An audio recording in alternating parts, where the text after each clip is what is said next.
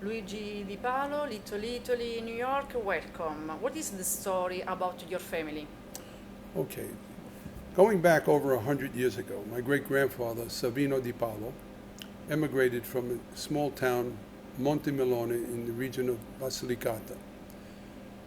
He came here leaving his family behind, his wife and his 5 young children, settled right here on Mott Street, in the heart of what we now call Little Italy. It wasn't until 1910, when he had enough money to open up his own market. He opened up just a latteria, a small dairy, where he manufactured his fresh mozzarella, fior di latte, cow's milk mozzarella, and his ricotta. He was a farmer, blacksmith. He had some cows in Basilicata, and he did make some cheese, his caciocavallo, his scamorza, and of course his fior di latte. He settled here on Mott Street, opened up the shop, and in 1914 he had enough money to bring the rest of his family over. They came over by boat, of course, and it was the onset of World War I, and he was very lucky to get them out here into the United States before a lot of turmoil was going on. All of his children worked for him. And as each one got married, he actually pushed them out. Savino said, there's not enough room for more than this my family.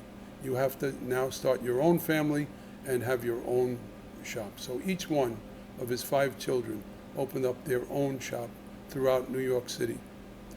My grandparents, Luigi and Concetta, opened up right here on the corner of Mott and Grand Street in 1925. Although our family has been in business in New York City's Little Italy for 115 years, we're celebrating our 100th year of our grandparents, Luigi and Concetta's store, the store we continue today. I'm proud to say I'm the 4th generation. I work alongside my sister Marie, my brother Sal, and with our children. My son Sam, my daughter Caitlin, my sister's children, Jessica and Michael. We all work together, both not only in our food market, where we still continue to do the same traditions as my grandparents did and great-grandparents, serving our customers the same exact way. But we also continue the tradition of my great-grandfather in the fact of being a latteria.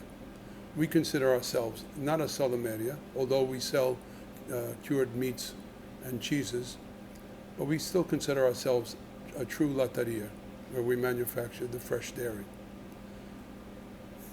100 years is a long time to be in business. And during 100 years, we face a lot of challenges. One of the great challenges, of course, was being of Italian heritage. When I was growing up, it wasn't too fashionable to be an Italian heritage.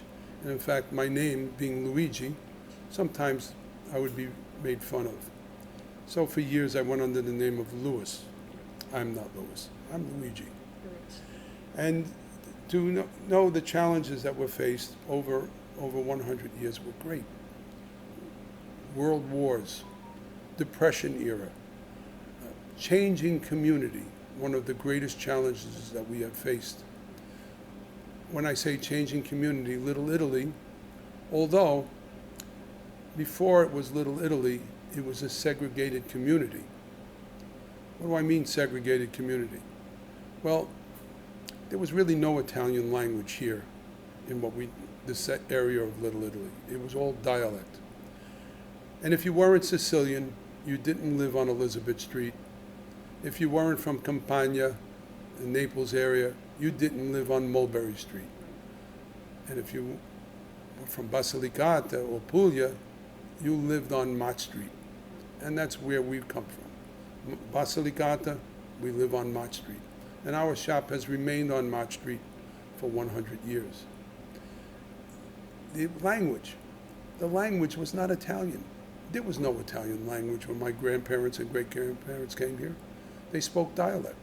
And such a different dialect that was fact that my mother's parents were from Sicily.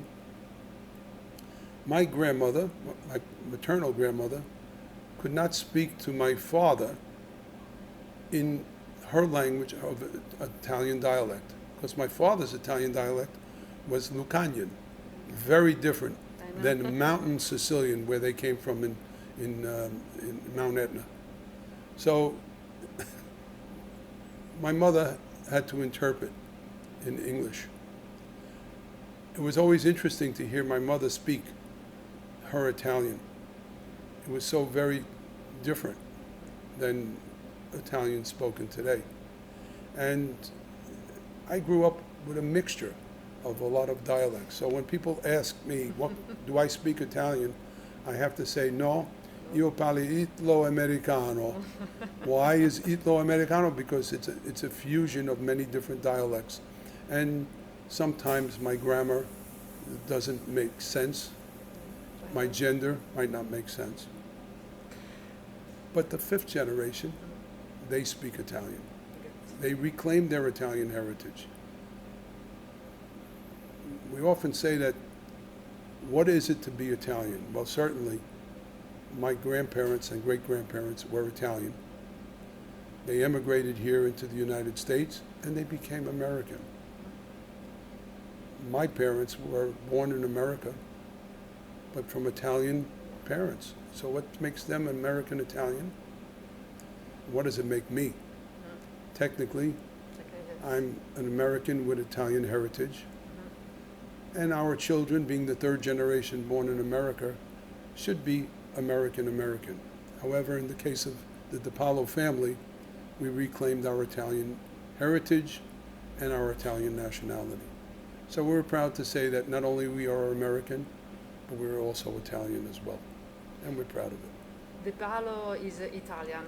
I have a question. 100 years, long time. What is the secret of longevity, in your opinion? The secret is, I guess, the calling or the passion for what we do. I mean, if you look at the generations that are previous to me, of course, my grandparents, they didn't speak any English, and this is all they really knew. My father and my uncle, my father's brother, when they went to school, they had aspirations of doing something else, but yet they felt the need to stay with their parents and help them work, and they became passionate about the business. And I guess that passed on to me, my sister, and my brother. I will tell you, I have two other siblings, two other sisters, that although they worked with us over the years, when they graduated college and went on to a different career, they still feel a sense of belonging to the place, but at the same time, it wasn't their calling. We were all educated, college educated, all had an opportunity to do something else. But my sister Marie, my brother Sal, and myself both felt this is where we belong. And we're fortunate enough, between the three of us, to have 8 children among us. And of the 8, 4 are actually continuing in the tradition. Great. 2 of my children and 2 of my sister's children. So we're hoping that the Palos can continue. One of the greatest challenges. Don't forget the quality. There is the quality is important. Well, our business Italian philosophy has always been this. First of all, I always say there's a right way, there's a wrong way, and there's Grandma Concetta's way in running the business. We do everything Grandma Concetta's way. We are a throwback, or a dinosaur, as some people would say, in the way we handle our business. Come into our shop. Take a look at our counters. They're waist high. We have a direct communication with each of our customers. We treat the counters as if it's a table, and we're more or less sharing the food with our customer. Of course, we're there to make a living and make money, but it's not the only idea of what the Palos is about. Yes, over the years, our business has expanded, however. to represent not only what my great-grandfather brought his contribution here in the fresh dairy industry, but we now represent the entire food culture of the 20 regions of Italy. How much Italian is still in Little Italy? A very small percentage of Italians actually live in Little Italy. Very small, that are actually born in Italy and live in the Little Italy community. What's left of Little Italy is the spirit of the Italian immigrant. The spirit of the Italian immigrant lives with families like mine, who maintain their traditions through food, through the arts, science, politics. That spirit lives with families like mine. And there are a few that are here, which are descendants of Italians born in Italy. As I mentioned before, Italian Americans or Americans with Italian heritage.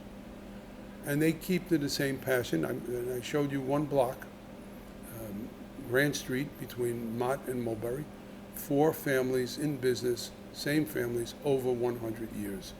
And that's a testament of saying something. Other people have said, well, Little Italy doesn't exist anymore, but in spirit it certainly does. The last question, great question. Have you ever thought if you had grew up in Italy, what would your life have been like? Had I grown up in Italy, my life, if my great-grandfather was still in that mountain town of Basilicata, I probably would have left that town. Probably I would have went into some other industry, working, pursuing a different career, educational career, because the small towns in Italy are disappearing. As the children of grandchildren of people that have been there have started to leave. And unless you had a certain industry large enough, like a vineyard where you could maintain, or olive groves, or a large facility of making pasta, or other products, you probably would leave that community and go into the other workforce, so to speak. So my life would have been very, very different. I do know a lot about Italy and the traditions and the passions of people in the food industry. But as far as living in Italy, the lifestyle, certainly when you're on a vacation, is fantastic, but I'm sure it's as difficult as it is here in the United States. Italy is in your heart, I'm sure. People often ask me, which is my favorite part of Italy? I know, I thought, yes. Okay, and I have to say that I come from the south, my home is right in the center, and my heart is way up in the mountains. So you'll have to say all of Italy. Grazie Luigi, complimenti. Grazie.